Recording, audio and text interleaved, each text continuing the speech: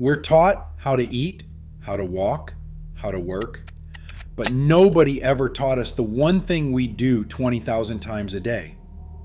And the results are catastrophic. That exhaustion you chalk up to work, that anxiety you can't quite explain, that sleep that never truly restores you. What if it wasn't life wearing you out, but simply the way you breathe? You breathe approximately 20,000 times a day. 20,000. It is automatic, involuntary. You never think about it. And that is exactly the problem. Because if you are like 80% of the world's population, you breathe wrong. 80%. And it is not just me saying this. It is a highly rigorous study published in the journal Thorax. Not slightly wrong. Structurally wrong. Chronically wrong. And the consequences are very real. At Stanford, researchers conducted an extreme experiment. They literally taped shut the noses of healthy volunteers for 10 days, forcing them to breathe exclusively through their mouths.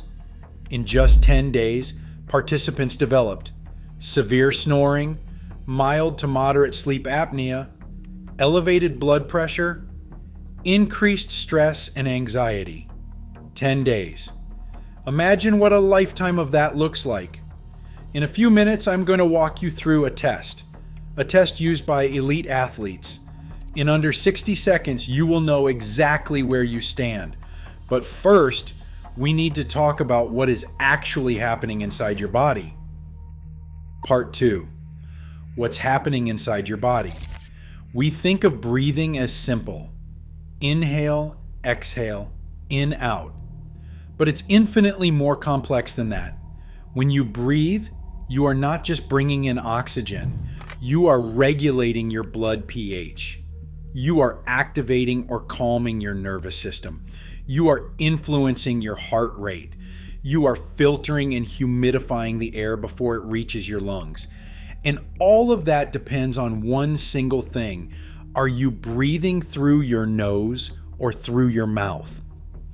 Nasal breathing is the physiologically correct way for humans to breathe.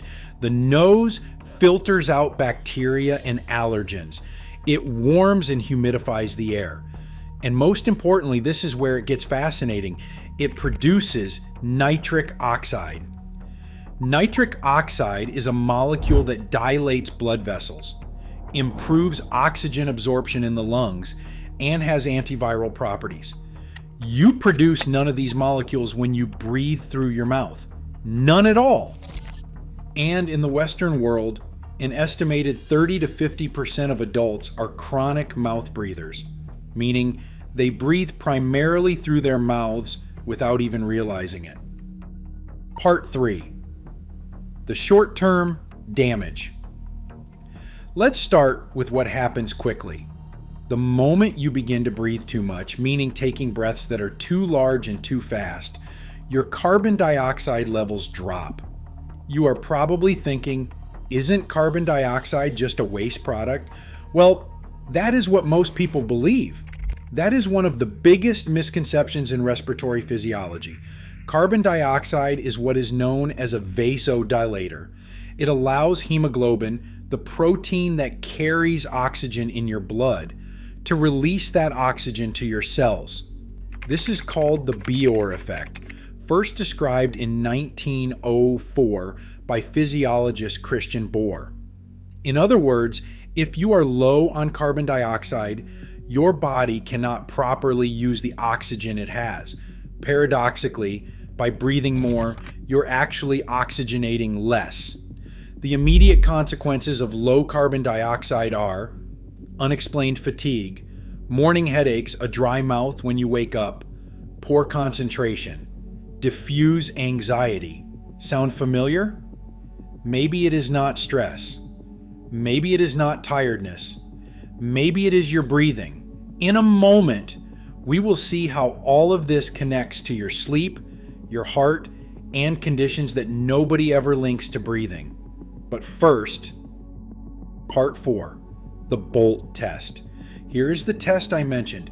It is called the BOLT score, the body oxygen level test. It was developed by Patrick McKeown, one of the world's foremost experts on the Buteyko Method. Here is how to do it. Sit quietly and breathe normally for a few seconds. Take a normal breath in, not forced. Breathe out normally, not forced either. Pinch your nose shut with your fingers and start a timer. Wait for the first distinct urge to breathe, not your maximum, the first discomfort. Stop the timer. That is your Bolt score. Here is what your score means. Under 10 seconds, your carbon dioxide tolerance is very low. You are at risk for chronic fatigue, anxiety, and sleep disorders. 10 to 20 seconds, let us be honest, that is really not great. You have a lot of room to improve. 20 to 40 seconds, you are around average. But being average does not mean you are healthy. 40 seconds is precisely the recommended minimum. Reaching 40 seconds simply means your cells are finally receiving the oxygen they need to function normally. Note that according to Oxygen Advantage, Patrick McKeown's method built on Buteyko's work from the 1950s, the recommended minimum is above 40 seconds. And keep in mind that for Buteyko himself, the absolute ideal for a fully healthy human being is 60 seconds. The majority of sedentary adults score between 10 and 20 seconds. McKeown's research shows that a low Bolt score is correlated with a higher risk of asthma, sleep apnea, and chronic anxiety.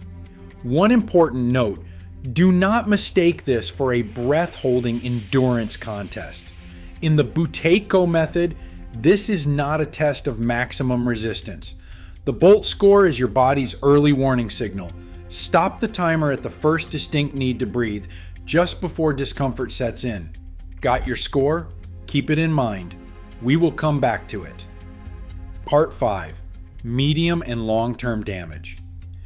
Now let's talk about what nobody dares to tell you. Let's start with the medium term. Over a period of months to years, chronic poor breathing causes. First, sleep apnea. It affects 1 billion people worldwide, according to a 2019 study published in The Lancet. It triples the risk of cardiovascular disease. It is directly linked to depression, type 2 diabetes, and obesity. And in the vast majority of cases, it is caused or worsened by nighttime mouth breathing. Second, high blood pressure. Studies show that slow nasal breathing can reduce systolic pressure by 4 to 10 millimeters of mercury with no medication whatsoever.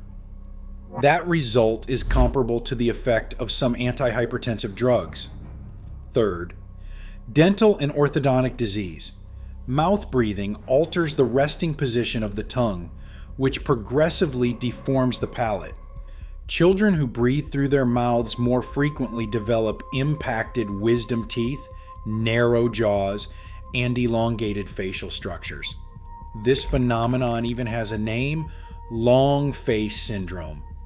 Now, over the long term, across decades, researchers are beginning to establish a link between chronic poor breathing and a reduced life expectancy.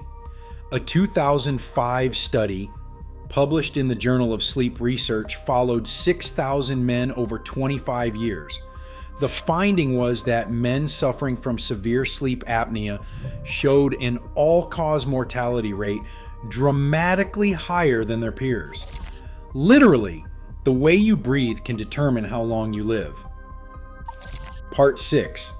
The Buteyko Method. In the 1950s, a Soviet physician named Konstantin Buteyko made an observation that completely transformed his understanding of medicine. He was watching his patients breathe. He noticed something very specific. The sickest patients breathed the hardest. The patients who appeared healthiest breathed in a way that was almost imperceptible. He then developed the following hypothesis. Chronic disease is often linked to chronic hyperventilation. The treatment is learning to breathe less, not more. The Buteyko method rests on 3 pillars: exclusive nasal breathing, day and night, reducing breathing volume, learning to breathe more softly and more lightly, increasing carbon dioxide tolerance through breath retention exercises. Randomized clinical trials conducted in Australia in the 1990s showed that the Buteyko Method reduced the use of bronchodilators in asthmatic patients by 70 to 90% with no additional medication, simply by changing the way they breathed. Part 7. Heart rate coherence.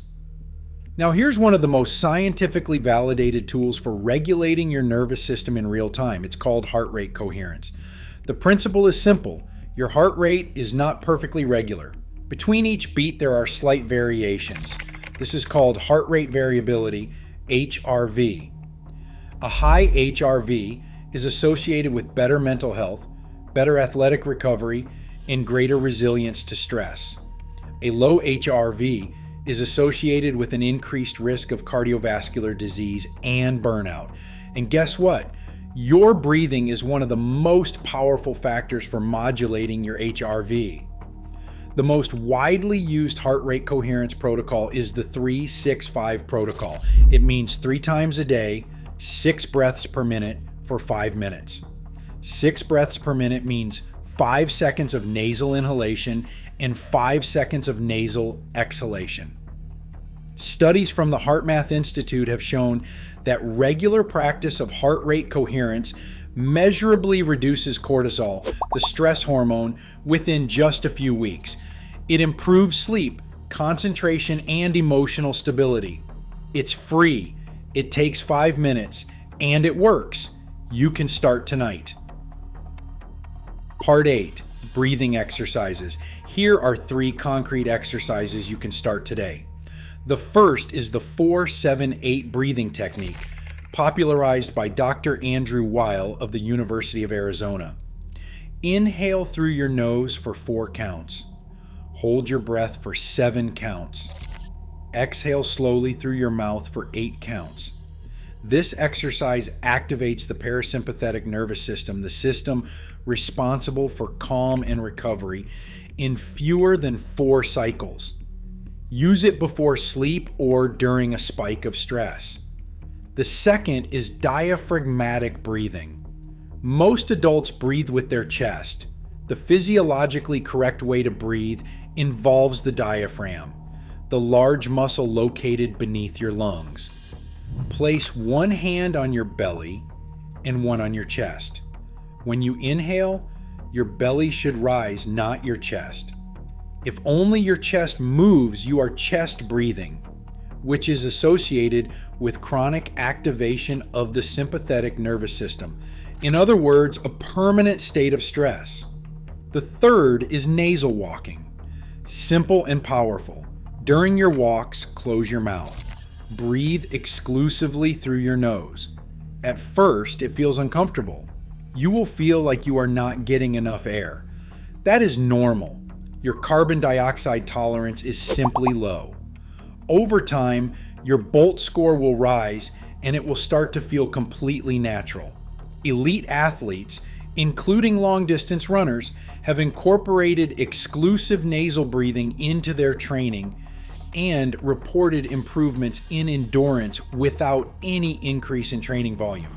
In a moment, we will look at how to turn all of this into concrete, lasting habits, because understanding is one thing, but changing is another. And the good news is that the body responds quickly, very quickly, when you give it the right signals. So what do we take away from all of this? You breathe 20,000 times a day. Every single one of those breaths sends a signal to your brain, your heart, your cells, a signal of safety, or a signal of alarm, of recovery or of silent wear, of life or slow deterioration.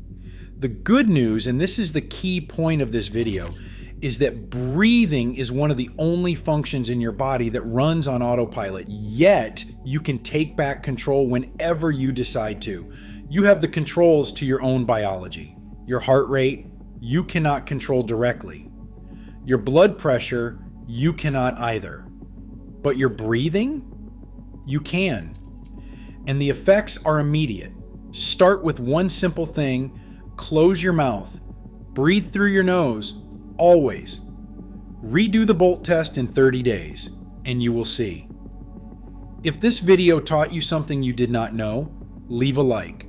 Subscribe if you want to keep exploring these topics together. And let me know in the comments, what was your Bolt score? I read every single comment. See you very soon.